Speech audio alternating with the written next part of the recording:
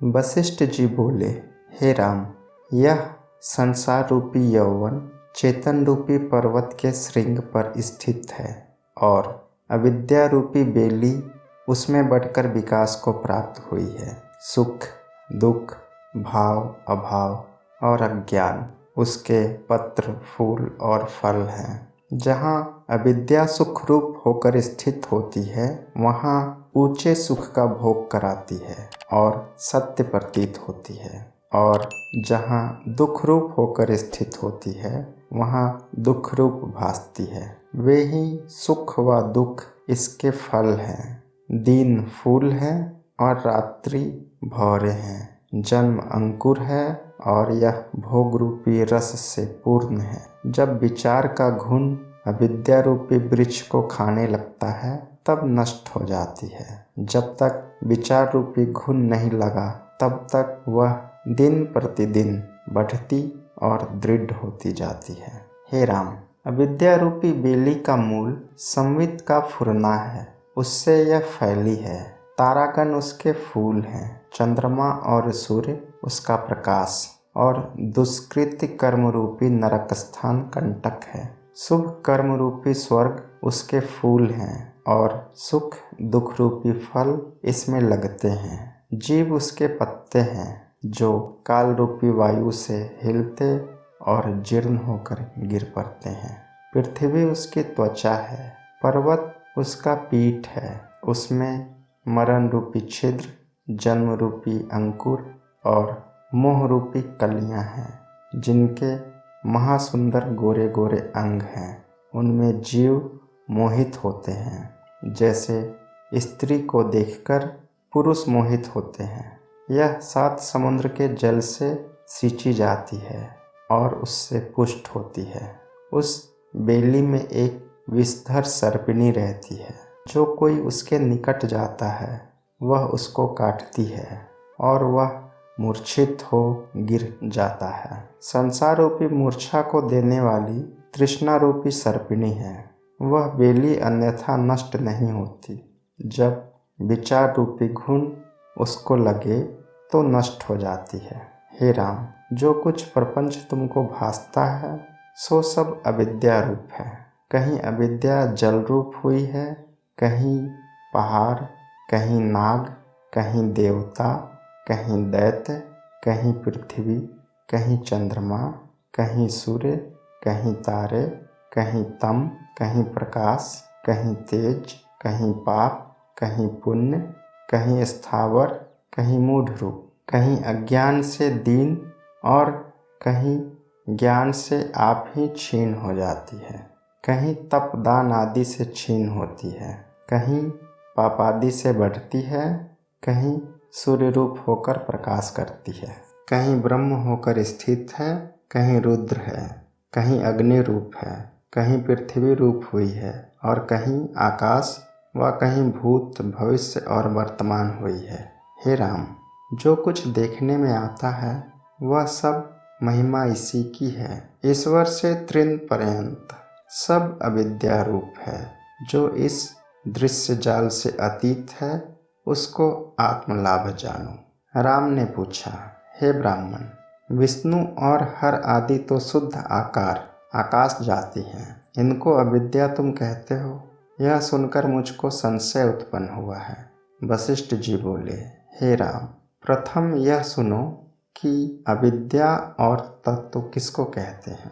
जो अविद्यमान हो और विद्यमान भासे, वह अविद्या है, और जो सदा विद्यमान है, उसको तत्व कहते हैं। हे राम, शुद्ध संवित और कलना से रहित जो चिन्मात्र आत्मसत्ता है, वही तत्व है। उसमें जो अहम उल्लेख से संवेदन कलना पूर्ण रूप से फ्री है, वही चिन्मात्र संवित का आभास है। वही संवेदन फुरकर स्थान भेद से सूक्ष्म, स्थूल और मध्यम भाव को प्राप्त हुआ है, और फिर वही दृढ़ स्पंदन से मनन भाव को प्राप्त हुआ है। सात्विक, राजस और तामस तीनों उसी के आकार हैं। वह विद्या त्रिगुणी प्राकृत धर्मिणी हुई है और 3 गुण जो तुमसे कहे हैं वे भी एक एक गुण 3-3 प्रकार के हैं, जिससे अविद्या के गुण 9 प्रकार के भेद को प्राप्त हुए हैं। जो कुछ तुमको दृश्य भासता है वह अविद्या के 9 गुणों में है।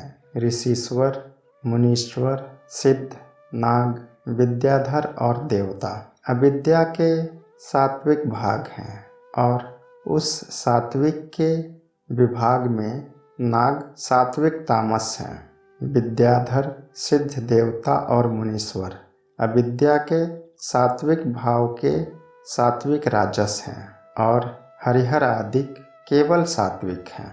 हे राम जी, सात्विक जो प्रकृत भाग है उसमें तो तत्वज्ञ हुए हैं। वे मोह को नहीं प्राप्त होते क्योंकि वे मुक्ति रूप होते हैं। हरिहर आदि शुद्ध सात्विक हैं और सदा मुक्त रूप होकर जगत में स्थित हैं। वे जब तक जगत में हैं तब तक जीवन मुक्त हैं, और जब देह मुक्त हुए तब परमेश्वर को प्राप्त होते हैं। हे राम, अविद्या के 2 रूप हैं। एक अविद्या विद्या रूप होती है, जैसे बीज फल होता है और फल बीज होता है। जैसे जल से बुलबुला उठता है, वैसे ही अविद्या से विद्या उपजती है और विद्या से अविद्या लीन होती है। जैसे काष्ठ से अग्नि उपजकर काष्ठ को जलाती है, वैसे ही विद्या अविद्या से उपजकर अविद्या का नाश करती है। वास्तव में सब चिदाकाश हैं। जैसे जल में तरंग कल्पना मात्र है, वैसे ही विद्या अविद्या की भावना मात्र है। इसको त्याग कर शेष आत्मसत्ता ही रहती है। अविद्या और विद्या आपस में प्रतियोगी है, जैसे तम और प्रकाश। इसमें इन दोनों को त्याग कर आत्मसत्ता में स्थित हो। विद्या और अविद्या कल्पना मात्र है। विद्या के अभाव का नाम अविद्या है और अविद्या के अभाव का नाम विद्या है। यह प्रतियोगी कल्पना मिथ्या है। जब विद्या उपजती है तब अविद्या को नष्ट करती है और फिर आप भी लीन हो जाती है। जैसे काष्ठ से उपजी अग्नि काष्ठ को जलाकर आप भी शांत हो जाती है। उससे जो शेष रहता है वह अनिर्वचनीय पद सर्वव्यापी है। जैसे बट बीज में पत्र, शाखा, फूल, फल और पत्ते होते हैं, वैसे ही सब में एक सत्ता व्याप्त है। वही ब्रह्म तत्व सर्वशक्तिमान है। उसी से सब शक्तियों का स्पंदन है। वह आकाश से भी शून्य है। जैसे सूर्यकांत मणि में अग्नि होती है और दूध में घृत है, वैसे ही सब जगत में ब्रह्म व्याप्त हो रहा है। जैसे दही के मथे बिना घृत नहीं निकलता, वैसे ही विचार बिना आत्मा नहीं भासता। जैसे अग्नि से चिंगारी और सूर्य से किरणें निकलती हैं, वैसे ही यह जगत आत्मा का किंचन रूप है। जैसे घट का नाश होने पर भी घटाकाश अविनाशी है, वैसे ही जगत के अभाव में भी आत्मा अविनाशी है। हे राम, जैसे चुंबक पत्थर की सत्ता से जड़ लोहा चेष्टा करता है, परंतु चुंबक सदा अकर्ता ही रहता है, वैसे ही आत्मा की सत्ता से जगत देहादिक चेष्टा करते हैं और चेतन होते हैं, परंतु आत्मा सदा अकर्ता है। इस जगत का बीज चैतन्य आत्मसत्ता है और उसमें संवित, संवेदना आदि शब्द भी कल्पना मात्र हैं। जैसे जल को कहते हैं कि बहुत सुंदर है और चंचल है, जल ही जल है, वैसे ही संवेदन आदि सब चैतन्य रूप हैं। जहाँ न किंचन है न अकिंचन है, वही तुम्हारा स्वरूप है। वशिष्ठ जी बोले, हे राम, स्थावर जंगम जो कुछ जगत तुमको भासता है वह आधि भौतिकता को कभी प्राप्त नहीं हुआ है। वह सब चिदाकाश रूप है। उसमें कुछ भाव अभाव की कल्पना नहीं और जीवादिक भेद भी नहीं। हमको तो भेद कल्पना कुछ नहीं भासती। जैसे रस्सी में सर्प का अभाव है, वैसे ही ब्रह्म में भेद कल्पना का अभाव है। हे राम, आत्मा के अज्ञान से भेद कल्पना भासती है और आत्मा के जाने से भेद कल्पना मिट जाती है। वही सर्व संपदा का अंत है। शुद्ध चैतन्य में चित्त का संबंध होने का नाम अविद्या है। जो पुरुष चित्त की उपाधि से रहित चिन्मात्र है, वह शरीर का नाश होने पर भी नष्ट नहीं होता और शरीर के उपजे से नहीं उपजता। शरीर के उपजने और नष्ट होने में वह सदा एक रस ज्यों का त्यों स्थित है। जैसे घट के उपजने और मिटने में घटाकार ज्यों का त्यों रहता है, वैसे ही शरीर के भाव अभाव में आत्मा ज्यों का त्यों है। जैसे बालक दौड़ता है तो उसको सूर्य भी दौड़ता जान पड़ता है और स्थित होने पर स्थित लगता है, परंतु सूर्य ज्यों का त्यों है। वैसे ही चित्त की चंचलता से मूर्ख जन आत्मा को व्याकुल देखते हैं और चित्त की अचलता में अचल देखते हैं और चित्त के उपजने में उपजता देखते हैं, परंतु आत्मा सदा ज्यों का त्यों है। जैसे मकड़ी अपने जाले से आप ही घिरती है और निकल नहीं सकती, वैसे ही जीव अपनी वासना से ही बंधते हैं। राम ने पूछा, हे भगवान, अत्यंत मूर्खता के अधिष्ठान जो स्थावर आदिक हैं, उनकी वासना कैसी होती है, सो कृपा करके कहिए। वशिष्ठ जी बोले, हे राम, जो स्थावर जीव हैं वे अमन सत्ता को नहीं प्राप्त हुए। वे केवल मन अवस्था में भी प्रतिष्ठित नहीं, वह मध्य अवस्था में है। उनकी चेतना सुषुप्ति रूप है, वह केवल दुख का कारण है। उनका मन नष्ट नहीं हुआ, वे सुषुप्ति अवस्था में जड़ रूप स्थित हैं। वे काल पाकर जागेंगे, अभी उनकी सत्ता मूक जड़ होकर स्थित है। राम ने पूछा, हे देवताओं में श्रेष्ठ, यदि उनकी सत्ता अद्वैत रूप होकर स्थावर शरीर में स्थित है तो मुक्त अवस्था उनके निकट है, यह सिद्ध हुआ। वशिष्ठ जी बोले, हे राम, मुक्ति कैसे निकट होती है? मुक्ति तब होती है जब बुद्धिपूर्वक वस्तु को विचारे और यथाभूत अर्थ देखे। जब सत्ता समान का बोध हो तब केवल आत्मपद प्राप्त होता है। हे राम, जब ज्यों का त्यों पदार्थ जानकर वासना का त्याग करे तब सत्ता समान पद प्राप्त होती है। सर्वप्रथम अध्यात्म शास्त्र को विचारे और उसमें जो सार है उसकी बारंबार भावना करे, तब उससे जो प्राप्त हो वही सत्ता समान परब्रह्म कहाता है। स्थावर के भीतर वासना है, परंतु बाहर नहीं दिखती, क्योंकि उसकी वासना सुषुप्त है। जैसे बीज में अंकुर होता है और फिर उगता है, वैसे ही उनके जन्म होंगे और वासना जगेगी।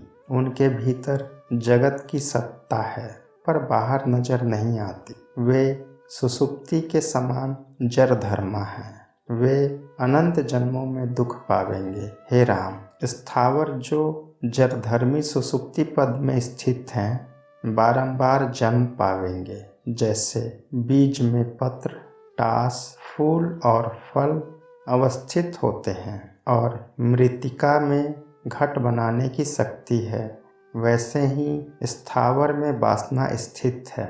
जिनमें वासना रूपी बीज है वह सुषुप्ति रूप कहाता है और वह सिद्धता जो मुक्ति है उसे नहीं प्राप्त होती। जहाँ निर्जीव वासना है वह तुरीय पद है और वह सिद्धता को प्राप्त करती है। हे राम, जब चित्त शक्ति दृढ़ वासना से मिली होती है तब स्थावर होती है और वह फिर जगती है। जैसे कोई कर्म करता हुआ सो जाता है तो सुषुप्ति से उठकर फिर वही कर्म करने लगता है, क्योंकि कर्म रूपी वासना उसके भीतर रहती है। वैसे ही स्थावर वासना से फिर जन्म पावेंगे। जब वह वासना हृदय से दग्ध हो तब जन्म का कारण नहीं होती। आत्मसत्ता समान भाव से घट पट आदि सब पदार्थों में स्थित है। जैसे वर्षा काल का एक ही मेघ नाना रूप होकर स्थित होता है, वैसे ही एक ही आत्मसत्ता सब पदार्थों में स्थित है। सब में आत्मा ही व्याप रहा है। ऐसी दृष्टि से जो रहित है उसको विपरीत दृष्टि अर्थात उल्टी दृष्टि भ्रमदायक होती है। जब आत्मदृष्टि प्राप्त होती है तब सब दुख नष्ट हो जाते हैं। हे राम, असम्यक दृष्टि को ही बुद्धिमान लोग अविद्या कहते हैं। वह अविद्या जगत का कारण है और उसमें सब प्रपंच का पसारा होता है। जब उससे रहित अपना स्वरूप भासित हो तब अविद्या नष्ट होती है। जैसे बर्फ की कणिका धूप से नष्ट हो जाती है, वैसे ही शुद्ध स्वरूप के अभ्यास से अविद्या नष्ट हो जाती है। जैसे स्वप्न से उठकर जीव जब अपना स्वरूप देखता है तब फिर स्वप्न की ओर नहीं जाता, वैसे ही शुद्ध स्वरूप के अभ्यास से संपूर्ण भ्रम निवृत्त हो जाते हैं। हे राम, जब जीव वस्तु को वस्तु जानता है तब अविद्या नष्ट हो जाती है। जैसे प्रकाश से अंधकार नष्ट हो जाता है, पर दीपक को हाथ में लेकर देखिए तो अंधकार की कोई मूर्ति नजर नहीं आती। और जैसे उष्णता से घृत का पिंड गल जाता है, वैसे ही आत्मा के दर्शन होने पर अविद्या नहीं रहती। वास्तव में अविद्या कोई वस्तु नहीं है, वह अविचार से सिद्ध है और विचार करने से लीन हो जाती है। जैसे प्रकाश से अंधकार लीन हो जाता है, वैसे ही विचार से अविद्या लीन हो जाती है। अज्ञान से अविद्या की प्रतीति होती है। जब तक आत्म तत्व को नहीं देखता तब तक अविद्या की प्रतीति होती है, और जब आत्मा को देखता है तब अविद्या का अभाव हो जाता है। प्रथम यह विचार करे कि रक्त, मांस और अस्थि का बना यह जो शरीर है उसमें मैं क्या वस्तु हूँ, सत्य क्या है और असत्य क्या है। इस विचार से जिसका अभाव होता है वह असत्य है और जिसका अभाव नहीं होता वह सत्य है। फिर अन्वय व्यतिरेक से विचारे, कार्य कल्पित के होने पर भी हो और उसके अभाव भी जो हो सो अन्वय सत्य है। देहादि के भाव में भी जो आत्मा का अधिष्ठान है और इनके अभाव में भी निरुपाधि सिद्ध है, वह सत्य है और देहादिक व्यतिरेक असत्य है। ऐसे विचार कर आत्म तत्व का अभ्यास करे और असत देहादिक से वैराग्य करे, तब निश्चय ही अविद्या लीन हो जाती है, क्योंकि वह वास्तव नहीं है, असत रूप है। उसके नष्ट होने पर जो शेष रहे वह निष्किंचन है, सत्य है, ब्रह्म निरंतर है, वह तत्व वस्तु ग्रहण करने योग्य है। हे राम, ऐसे विचार करने से अविद्या नष्ट हो जाती है। जैसे ऊख का रस जब जिह्वा से लगता है तब स्वाद अवश्य आता है, वैसे ही आत्मविचार से अविद्या अवश्य नष्ट हो जाती है। यदि वास्तव में कहिए तो अविद्या भी कुछ भिन्न वस्तु नहीं, एक अखंड ब्रह्म तत्व है, जिसमें घट पट रथ आदि पदार्थ भिन्न भिन्न भासते हैं। उसको अविद्या जानो, और जिसमें सब में एक ब्रह्म भावना होती है उसको विद्या जानो। इस प्रकार विद्या से अविद्या नष्ट हो जाएगी।